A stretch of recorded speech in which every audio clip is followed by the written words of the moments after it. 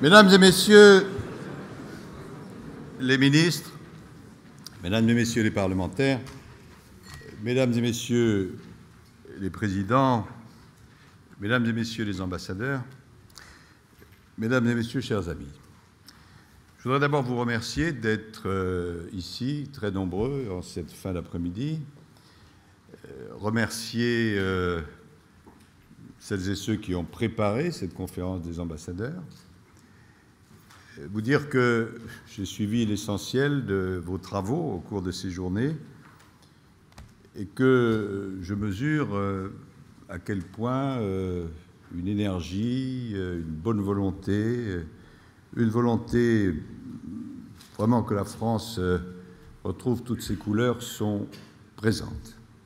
Et donc je voulais commencer par des remerciements.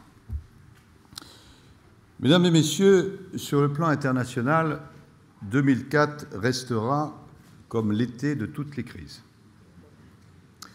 Gaza, l'Irak, la Syrie, l'Ukraine, la Libye, le Sahel, la République centrafricaine, d'autres encore. Des conflits meurtriers qui nous concernent d'autant plus qu'ils interviennent dans des parties du monde où la France, notre nation, est traditionnellement active. Il s'ajoute à d'autres crises, la crise sanitaire avec la fièvre Ebola, la crise climatique avec les dérèglements liés aux gaz à effet de serre, la crise économique avec l'atonie européenne, qui contribue à nourrir dans l'opinion ce que j'appellerais volontiers un sentiment de paninquiétude, renforcé par la mondialisation des médias. Certains nous expliquent avec une grande assurance soit qu'il n'y aurait pas lieu de s'alarmer, soit au contraire que nous sommes à l'été 1914. Et ils nous assurent avec la même certitude que les comparaisons historiques garantiraient la suite. Non. Outre le fait, et comme ambassadeur, vous le savez bien, que les prétendus enseignements de l'histoire n'enseignent en général pas grand-chose, nous devons, nous arrêter sur l'ampleur, l'origine, la nature de ces crises et surtout sur nos réponses. Si nous voulons exercer notre mission, car notre mission, Mesdames et Messieurs les ambassadeurs, c'est d'agir. Nous sommes des acteurs, pas des commentateurs, pour servir à la fois les intérêts de notre pays et ceux de notre planète. Hier, devant vous, le Président de la République, le matin, le Premier ministre, l'après-midi, ont largement exposé ces réponses. Pourquoi tant de crises, et tant de crises à la fois? Pour ma part, j'y vois au moins 3 explications de portée générale. La première, c'est ce que j'appellerais la dépolarisation du monde. Certains d'entre vous m'ont déjà entendu souligner que nous étions passés du monde bipolaire de l'après-guerre, à un moment où les États-Unis et l'URSS s'affrontaient, mais ensemble contrôlaient les crises, à un monde unipolaire après la chute du mur de Berlin, quand les États-Unis, et eux seuls, faisaient la loi, pour connaître désormais un monde que j'appelle zéropolaire, aux repères idéologiques brouillés, dans lequel des puissances majeures existent, qu'elles soient anciennes ou nouvelles, mais sans qu'aucune de ces puissances, seule ou en alliance stable avec d'autres, ne maîtrise vraiment les crises. Eh bien, nous y sommes. Autant la volonté politique de la France est d'agir pour aller demain vers un monde multipolaire et organisé, autant aujourd'hui, nous devons constater que les conflits s'additionnent et se nourrissent les uns et les autres. La guerre américano-britannique d'Irak, il y a quelques années, et l'intervention en Afghanistan ont dispersé Al-Qaïda à travers le monde. Les métastases d'Al-Qaïda au Sahel ont renforcé des mouvements plus anciens et généré de nouveaux mouvements. Le désordre, et le mot est trop faible, en Libye a nourri le terrorisme en Afrique. Cependant que la Syrie est devenue un champ de bataille entre dictatures et djihadistes, ceux-ci et celles-là contribuant à la montée de l'État islamique en Irak. Bref, faute de puissance réellement régulatrice, ce monde que j'appelle dépolarisé est un monde de tous les dangers.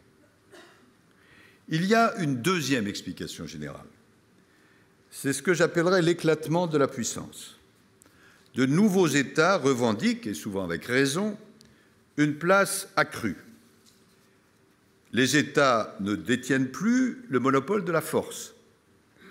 Certains n'en ont plus que le nom, résultat de décennies de malgouvernance qui les ont fragilisés, qui ont bloqué le développement, qui ont attisé les frustrations des peuples, constituant un terreau très favorable aux radicalisations et aux conflits.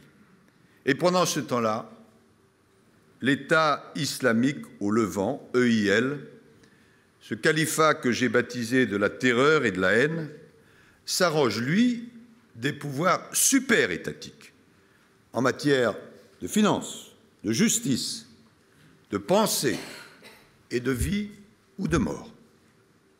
La société internationale se retrouve ainsi confuse, mélangée, avec ses notables traditionnels, ses nouveaux riches, ses mafias, ses milices, ses groupes interlopes et ses hors-la-loi. Cet éclatement de la puissance paralyse les mécanismes traditionnels de sécurité collective, particulièrement le Conseil de sécurité des Nations unies, qui n'exerce pas suffisamment son rôle de juge de paix. Si l'on rapproche les deux phénomènes que je viens d'évoquer, la dépolarisation du monde et l'éclatement de la puissance, la situation actuelle peut se résumer ainsi: davantage de forces à contrôler au plan international et moins de forces pour les contrôler. S'y ajoute une troisième explication générale, qui repose sur la dispersion de la capacité destructrice. C'est vrai sur le plan nucléaire. De là l'importance que nous attachons à la négociation qui va bientôt se terminer sur le nucléaire iranien. Mais plus généralement, pour des raisons notamment technologiques, des groupes et même des individus peuvent désormais bien plus facilement qu'hier acquérir, amplifier et projeter leurs propres capacités destructrices. Les attentats effroyables de New York le 11 septembre 2001 avaient été réalisés avec des moyens limités, y compris sur le plan financier. Songez donc aux dégâts que rend désormais possible la puissance militaire de Boko Haram au Nigeria. Et surtout, 13 ans après New York, l'utilisation par le groupe de l'État islamique de moyens financiers, militaires et d'enrégimentement incomparablement supérieurs. Ces groupes sont d'ailleurs de nature diverse. Je ne parle pas, pour certains, je ne parle pas de IL. Certains peuvent porter des revendications légitimes, même si leurs moyens ne le sont en aucun cas. Mais d'autres développent des thèses et des pratiques totalement inacceptables. Et les États qui sont installés, mais qui sont divisés, éprouvent beaucoup de difficultés à pouvoir engager un dialogue avec les premiers et à combattre durement et efficacement les seconds. Ce sont donc là, telles que je les analyse, les causes générales qui expliquent l'ampleur et la simultanéité de ces conflits. Mais s'y ajoutent des situations régionales particulières. Pour m'en tenir au seul Moyen-Orient, le conflit israélo-palestinien, sans cesse recommencé, alimente dans le drame un terreau permanent d'affrontements. L'opposition entre sunnites et chiites, sans la mention de laquelle on ne comprend rien à ce qui se passe au Proche et au Moyen-Orient, contribue au conflit et se double de rivalités internes et favorise ce que j'appellerais gentiment des attitudes ambiguës. Les printemps arabes, facteurs d'espérance à l'origine, ont placé plusieurs pays devant un choix impossible. pour schématiser, ou bien la dictature, ou bien le terrorisme, alors que la solution souhaitable serait un régime modéré, à la tunisienne, inclusif, respectueux des droits humains et porteur de progrès. Ajoutons-y les contradictions, les hésitations de la communauté internationale et de plusieurs de ses dirigeants. Ajoutons-y certaines interventions militaires justifiées et d'autres non, en tout cas rarement suivies du long accompagnement politique indispensable. Ajoutons-y la marée misérable des déplacés et des réfugiés, la contagion des problèmes transfrontières, la pauvreté persistante des peuples contrastant avec la richesse insolente de certains dirigeants. Tout cela ajoute des crises aux crises face auxquelles le simplisme mortifère et connecté du nouveau terrorisme constitue une menace terrible, non seulement pour les pays directement concernés, mais pour le monde entier, donc pour la France elle-même. Dans cette situation que j'ai décrite à trop grands traits, quelles orientations retenir? J'écarterai d'emblée deux attitudes de politique étrangère qui constitueraient manifestement deux erreurs. La tentation neutraliste, encouragée par celles et ceux, il y en a, qui, flattant un prétendu bon sens populaire, protestent dès que la France s'engage, insistent sur les inconvénients, qui existent toujours, mais oublient que la plupart des crises emportent des conséquences mondiales et que notre pays ne pourrait prétendre demeurer un des 5 membres permanents du Conseil de sécurité, un pilier de l'Union européenne ou simplement un pays indépendant et influent si nous laissions systématiquement à d'autres le soin d'agir. L'autre erreur serait la tentation gesticulatoire, laquelle comporte aussi indubitablement ses pratiquants, soit par réflexe d'opposition, soit par une sorte de seconde nature. Ni neutraliste donc, ni gesticulatoire. La politique extérieure de la France doit être volontaire et réfléchie. Elle se donne comme ambition de servir les grands objectifs qui s'accordent avec nos intérêts propres et avec notre vision du monde. Le premier de ces grands objectifs, mesdames et messieurs, c'est tout simplement la paix et la sécurité. Porté par les commémorations du centenaire de la guerre de 14 et du 70e anniversaire du débarquement, le souvenir rejoint ici les tensions du présent. Je le disais en commençant, rarement avons-nous connu une telle accumulation de dangers face auxquels la France doit être et est une puissance de la paix. Mais la paix n'est pas le pacifisme et la sécurité n'est pas la neutralité. D'où le choix par le chef de l'État de l'action, parfois de l'intervention, dès lors que l'une et l'autre sont nécessaires et conformes au droit international, par exemple au Mali ou en Centrafrique. D'où aussi notre appui concret aux populations aujourd'hui pourchassées en Irak. D'où l'ensemble de notre action diplomatique, aussi bien la préparation d'une prochaine conférence internationale pour la sécurité en Irak et contre l'État islamique, qu'en Asie du Sud-Est avec l'effort constant pour apaiser les tensions, à l'est de l'Europe pour encourager la désescalade entre Russes et Ukrainiens, et je veux dire, ayant été informé des derniers développements, qu'il faut que cessent les bruits de bottes russes dans l'Est ukrainien. D'où aussi notre action constante pour rechercher une paix durable entre Israël et les Palestiniens, qui passe par la solution des deux États à laquelle la France réaffirme son attachement, ce qui signifie, mesdames et messieurs, qu'il faudra bien, à un moment, reconnaître l'État palestinien. Mesdames et messieurs, à chaque fois qu'une question est posée au président de la République, au gouvernement ou à moi-même concernant un choix majeur de politique extérieure, notre réponse est dictée avant tout par cet objectif central, la sécurité et la paix. Le deuxième grand objectif, c'est l'organisation de la planète et sa préservation.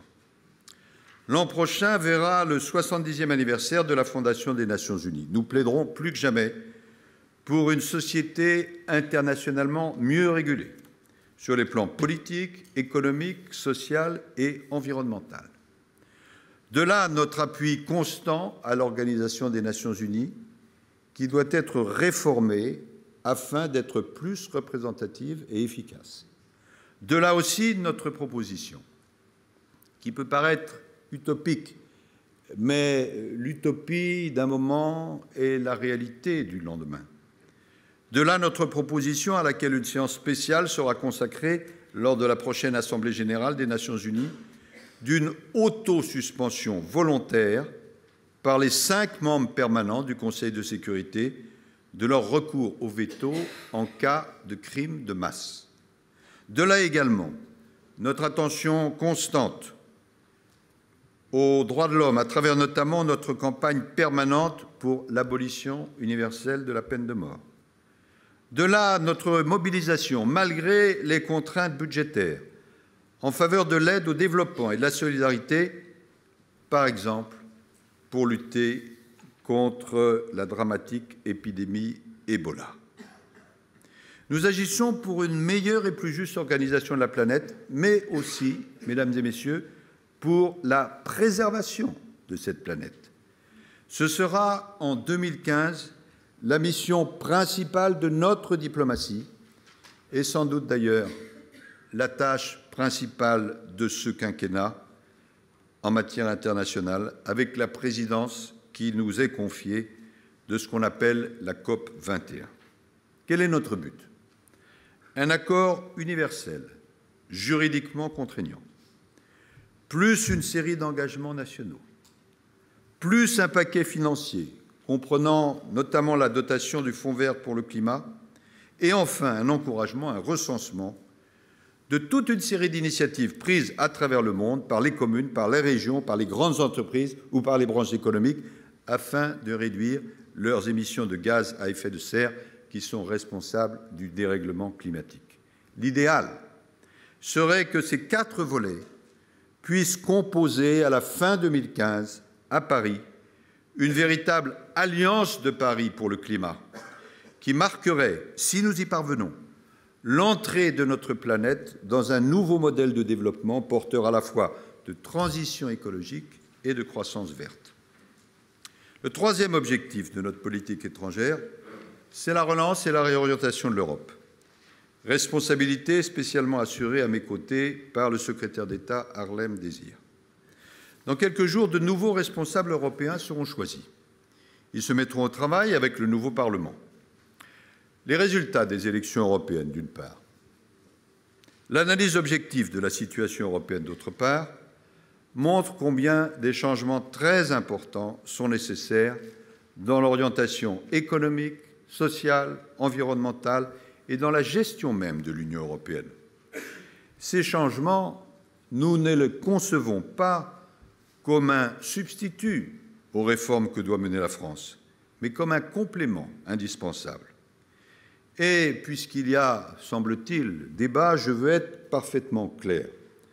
L'amélioration de notre attractivité nationale, la politique française du logement, la politique française de la formation, la politique française de l'apprentissage, la simplification de nos règles, la réforme de nos États et de nos collectivités locales, la nécessité publique de dépenser moins et d'investir plus, pour ne citer que ces quelques modestes domaines, ne dépendent en rien de Bruxelles.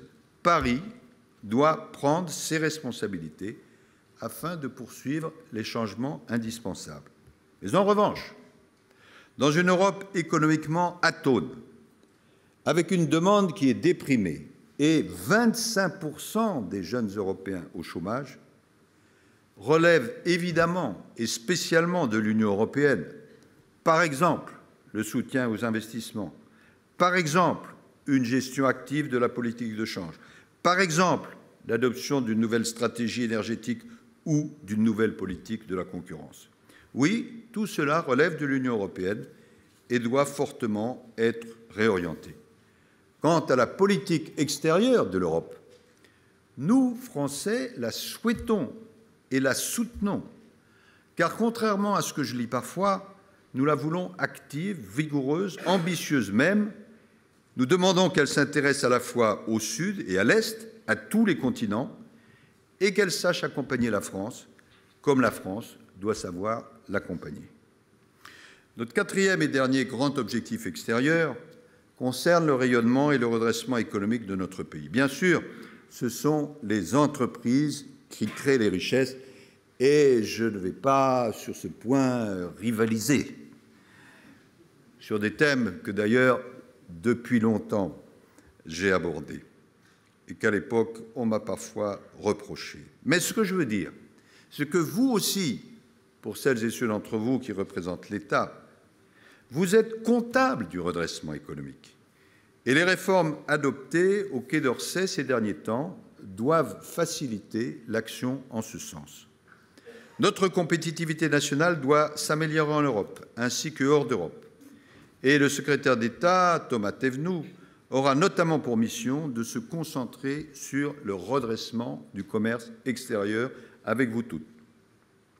Lorsqu'on mesure, par exemple, notre déficit massif avec l'Allemagne, qui est le deuxième du monde après la Chine, et le nouvel ambassadeur de France en Chine, qui fut auparavant notre ambassadeur en Allemagne, me remerciait il y a quelques instants de cette promotion en me disant « j'étais numéro 2, vous m'avez nommé numéro 1 ».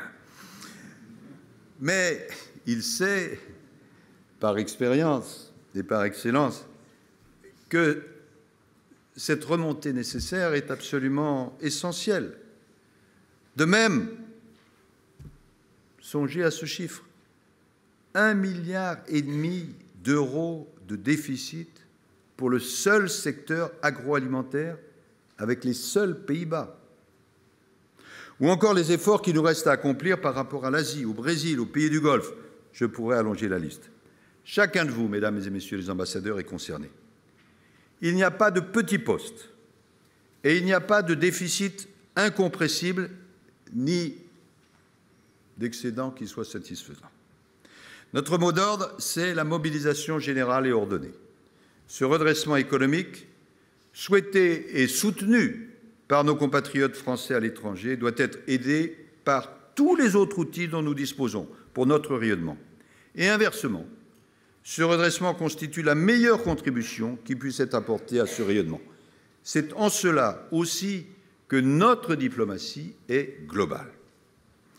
Mesdames et messieurs, pour atteindre ces 4 objectifs, je parlerai volontiers d'une méthode ou même d'un style de notre diplomatie. Décider, décider juste, décider ensemble et décider fermement. Décider, c'est-à-dire éviter le piège du fatalisme ou de la résignation. Les États, je l'ai relevé, ne peuvent plus tout faire et tout faire seuls, mais ils restent tout de même au centre de l'action, parce qu'ils sont encore les principaux dépositaires de la légitimité, y compris pour l'usage de la force, et les garants de la stabilité.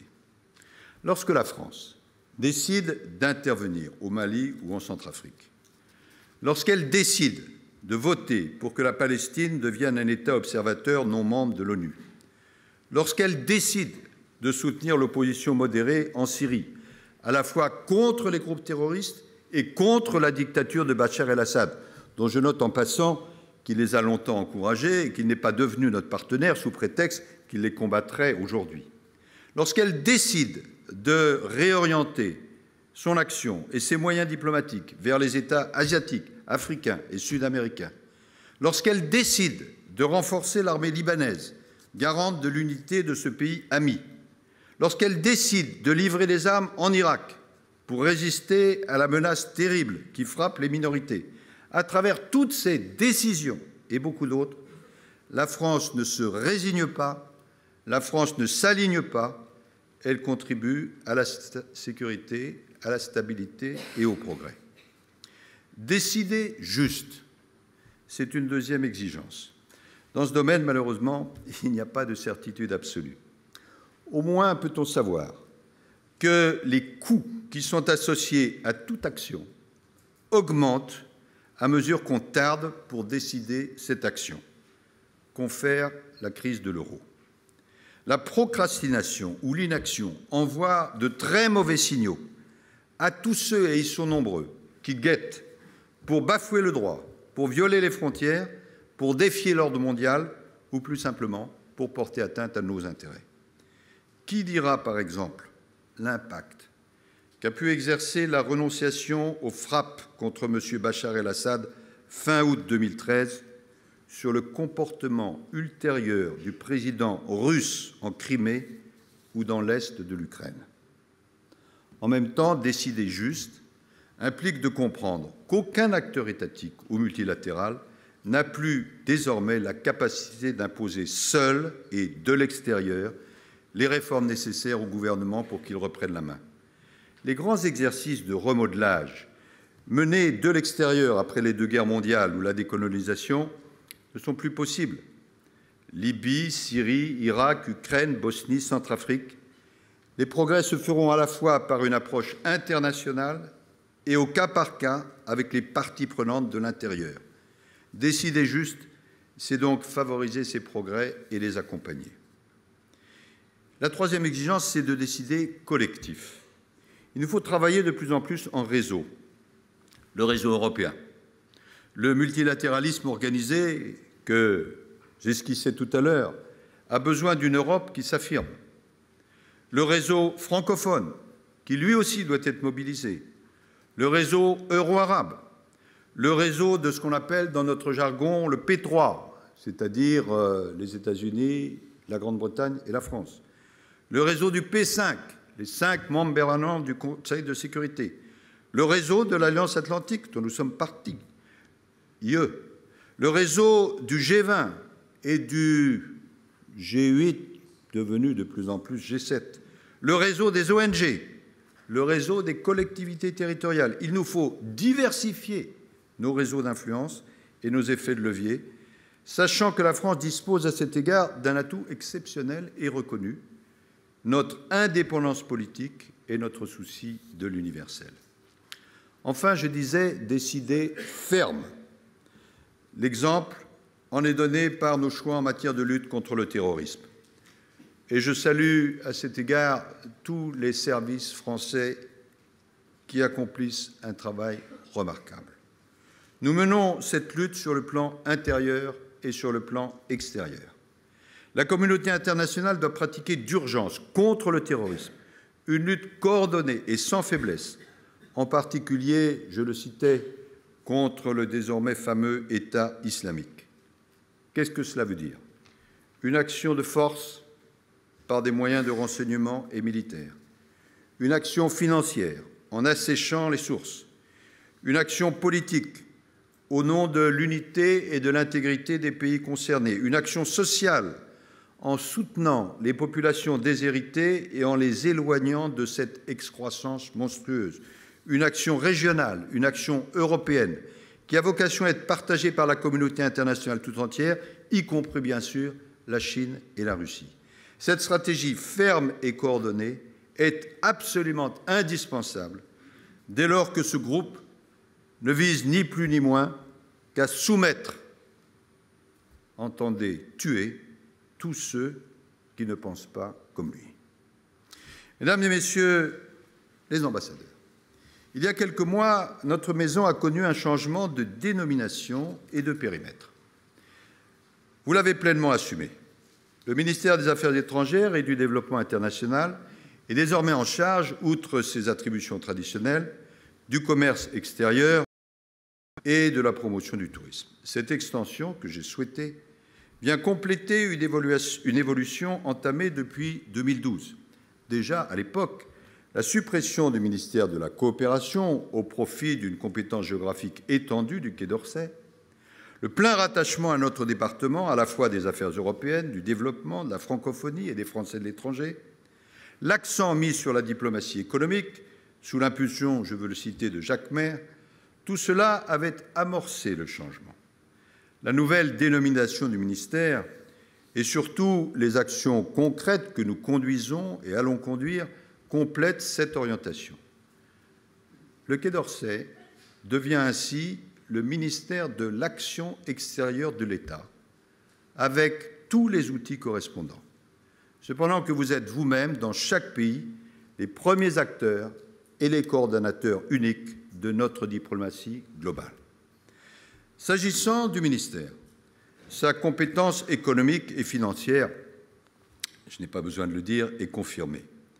Pour une raison simple, évidente même, c'est qu'il n'existe désormais plus de rayonnement politique durable sans redressement économique et que celui-ci dépend à la fois de notre dynamisme à l'étranger et de l'attractivité de notre propre territoire. Concrètement, le commerce extérieur relève de notre maison, le tourisme également.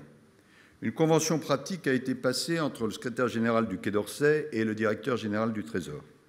Cependant, Cubifrance et l'AFI fusionnés, ainsi qu'Atout France, sont désormais placés sous notre co-tutelle. Il en ira de même pour le grand opérateur de l'expertise technique internationale qui verra bientôt le jour. Désormais, dans chaque direction géographique du Quai d'Orsay, le directeur adjoint sera directement responsable de l'économie. Succédant à Pierre Sellal, que je veux féliciter pour son action remarquable, le nouveau secrétaire général du Quai d'Orsay, Christian Masset, auquel je souhaite plein succès, y veillera, et le connaissant, je sais qu'il réussira. Et je viens de nommer Rémi Rioux, venu de Bercy, comme secrétaire général adjoint, spécialement chargé de suivre la transversalité de notre action économique. Pour le tourisme, qui est un secteur majeur, nous venons de le voir une fois de plus, un conseil de promotion du tourisme se tiendra désormais régulièrement sous ma présidence. Le président délégué en sera votre ancien collègue, M. Philippe Faure. Ce conseil comprendra les ministres et secrétaires d'État concernés par le tourisme, ainsi qu'une vingtaine de personnalités spécialistes de ces questions. Il tiendra sa première réunion mercredi prochain. Une conférence nationale du tourisme réunira chaque année l'ensemble des professionnels. Mais attention, il ne faut pas qu'il y ait de confusion. Cette diplomatie économique ne doit en aucun cas nous conduire, vous conduire, à négliger les autres aspects tout aussi nécessaires à cette diplomatie globale. C'est en effet une caractéristique de votre action, et je pense un de ses exceptionnels intérêts, que de devoir être multifacette. Chaque discipline renforce l'autre. La diplomatie stratégique est essentielle, c'est-à-dire les alliances, la sécurité, les partenariats politiques, etc. Mais sont aussi essentielles la diplomatie culturelle et éducative, les échanges d'étudiants, le développement de la francophonie, les années croisées, notre audiovisuel extérieur. Comme est essentielle la diplomatie scientifique, la diplomatie sportive et la diplomatie économique. Nous devons jouer, vous devez jouer, sur la totalité des registres. La France possède le premier réseau culturel du monde, le troisième réseau diplomatique du monde. Elle est le pays qui accueille le plus de tourisme étranger au monde. Notre langue est un atout universel. Notre aide publique au développement nous situe parmi les tout premiers. Notre expertise également. Tout cela participe à notre action extérieure.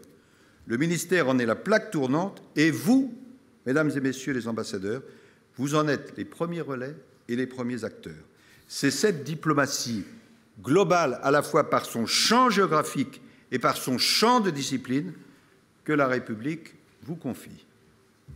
Avec des priorités particulières pour la période qui vient, j'ai rappelé les objectifs généraux de notre politique extérieure: paix et sécurité, organisation et préservation de la planète, relance et réorientation de l'Europe, rayonnement et redressement économique de la France.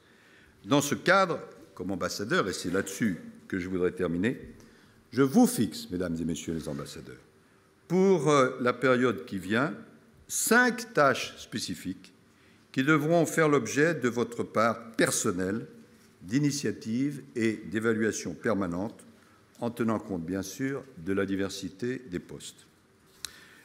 Vous savez que je m'intéresse un petit peu à l'art, et je pensais au fait que, dans l'ancien temps, les artistes signaient leurs œuvres de leur nom et ajoutaient parfois le mot latin « fecit ». Un tel a fait. Eh bien, c'est un peu la même démarche que je vous propose, un peu moins artistique, mais aussi précises. D'abord, F, pour francophonie. La pratique du français dans les écoles, dans les universités, dans les médias, dans la société, vous en êtes comptable. La secrétaire d'État, Mme Girardin, a fixé des orientations claires. Le sommet de la francophonie se tiendra à Dakar en novembre. Jacques Attali vient de remettre ses propositions qui sont très stimulantes. J'attends de vous que vous agissiez par et pour la francophonie au sens large, c'est-à-dire aussi bien à travers nos échanges culturels et d'étudiants, nos instituts, nos alliances françaises, nos enseignements, nos artistes, nos scientifiques, nos industries culturelles et créatives, notre politique de développement, tous outils excellents de rayonnement. J'attends de vous que progresse la francophonie du pays dont vous avez la charge et que cela soit pour vous une préoccupation permanente. L'un de nous avait hier une formule heureuse, je le cite. « La culture, disait-il, ce n'est pas ou pas seulement un divertissement, c'est un avertissement. » Oui, un avertissement, que l'autre existe, que la vraie richesse naît de l'échange, que l'uniformité, l'enrégimentement, l'obscurantisme ne sont pas fatals. Eh bien, la francophonie, telle que nous la concevons, la langue, la culture, les échanges et les valeurs francophones constituent aussi cet avertissement-là. E, pour entreprises, qu'il s'agisse des entreprises françaises à l'étranger ou de l'inverse. Surtout les entreprises moyennes venant de France, car c'est là que le bas blesse. Votre porte doit toujours être ouverte pour ces entreprises. Mais n'attendez pas qu'elles se présentent à vous ou à vos services. Avec les outils concernés et qui sont désormais réformés et coordonnés, vous devez être à l'initiative afin que se rétablisse le plus vite possible notre balance extérieure, qui est le vrai juge de paix de notre compétitivité. Cela passe par une action quotidienne de votre part en direction des entreprises. Et pour être encore plus clair, et je l'espère sans être rude, je ne vous demande pas d'expliquer pourquoi notre place économique n'est pas meilleure. Je vous demande d'agir pour qu'elle soit meilleure. C, pour climat, car comme cela a été indiqué, le dérèglement climatique sera en 2015 le grand thème de la conférence mondiale de Paris. Environ 50 000 participants, 25 000 délégués et 25 000 autres personnes. L'objectif, vous le connaissez, c'est de limiter la hausse des températures à 2 degrés en décarbonant les activités. Après le sommet de l'ONU, qui aura lieu le 23 septembre, à la suite de nos amis péruviens en décembre 2014, la présidence de Paris Climat 2015 nous sera confiée, et à notre maison en particulier. La tâche est très compliquée et elle est enthousiasmante. Sur la base des orientations qui vous seront données, vous aurez, mesdames et messieurs les ambassadeurs, pour mission de préparer cette conférence auprès de chacun de vos pays de résidence, de signaler les difficultés, de faciliter les accords, de promouvoir la solidarité afin d'accompagner les pays les plus vulnérables. Le monde, sans de trop grands mots, compte sur le réseau diplomatique français pour éviter le chaos climatique. I, pour investissement, singulièrement les investissements étrangers en direction de la France. Par vos fonctions, par votre entre-gens, vous êtes les mieux placés pour favoriser les investissements sur notre sol des personnes morales ou physiques de votre pays d'affectation. Ce doit être une préoccupation constante de votre part, ainsi que des services placés sous votre autorité. Un peu moins de macroéconomie, mais davantage de microéconomie, d'investissement, de création d'entreprises et d'emplois en France. Vous agirez en liaison notamment avec l'AFI et UbiFrance fusionnés, avec la direction compétente du Quai d'Orsay, avec la Direction générale du Trésor, avec les régions. À vous de prendre toutes les initiatives souhaitables et de veiller à leur concrétisation. Enfin, on vient d'en parler, T pour tourisme, secteur tout à fait décisif, qui peut encore beaucoup progresser et apporter à notre pays davantage de réputation, davantage d'amour, davantage de devises et davantage d'emplois non délocalisables. Je vous demande là aussi d'être extrêmement dynamique, en facilitant l'octroi plus rapide des visas, en assurant la promotion des destinations et des atouts français, en étant attentif au transport, à l'accueil, etc. Là aussi, un objectif, l'amélioration de nos résultats. Dans la plupart des pays, européens ou non, le tourisme va se développer en lien avec l'élévation du niveau de vie et avec la mondialisation des échanges. Madame Descotes citait les chiffres. Aujourd'hui, 1 milliard de tourisme. Dans 15 ans, 2 milliards de tourisme. Nous devons, outre les touristes français, qui sont actuellement majoritaires, capter le plus grand nombre possible de visiteurs étrangers par rapport à nos concurrents. Bien les accueillir, leur faire découvrir puis savourer la diversité de nos régions et de nos atouts, à la fois en métropole et outre-mer. Ce secteur a longtemps été considéré comme marginal, d'où l'expression française triviale et malheureusement révélatrice, M. Ducasse en parlait, celui-là c'est un touriste. Énorme contresens. Le tourisme est par définition l'ambassadeur de la France. Nous le savourons d'ailleurs dès ce samedi sous l'angle gastronomique, avec le déjeuner des ambassadeurs que de grands chefs français prépareront pour vous et pour vos collègues ambassadeurs étrangers. Et de même, nous savons maintenant que le 19 mars de l'an prochain, la grande opération Good France, pour plus de 1000 restaurants sur les 5 continents et dans toutes nos ambassades, mettra à l'honneur le repas et, j'allais dire, la civilisation à la française. Le tourisme, cette année, a été difficile pour les raisons que l'on sait, mais c'est peut-être le domaine qui peut apporter à notre pays les résultats les plus rapides et les plus spectaculaires. Son succès commence avec vous et chez vous. Je vous demande, et il me semble qu'il y a des tâches plus pénibles, de vous en saisir personnellement et sans aucun délai. Mesdames et Messieurs les ambassadeurs, voilà votre feuille de route. Elle est vaste. Elle nécessite des moyens. Le Quai d'Orsay prend part, comme c'est normal, aux efforts de redressement des comptes publics qui sont indispensables pour défendre la souveraineté de la France. Mais il faut rester très attentif et croyez que dans les arbitrages, je le suis, aux moyens dont nous disposons. Cette feuille de route est exigeante. Exigence, c'est d'ailleurs le mot-clé. Vous devez être exigeant avec vous-même, car après tout, c'est ce qu'on attend d'un responsable.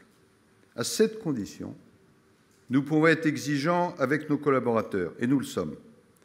Et je voudrais ici, quelle que soit la fonction de ces collaborateurs, leur rendre un hommage très particulier pour leur haute compétence et leur grand sens de l'État. Le Quai d'Orsay, mesdames et messieurs, est une institution magnifique. Et ses collaborateurs font honneur à notre nation. Nous sommes en train de renforcer cette maison et de l'adapter afin qu'elle remplisse pleinement son rôle au cœur du nouveau monde et du nouveau siècle. Sur vos épaules repose l'action extérieure de la France.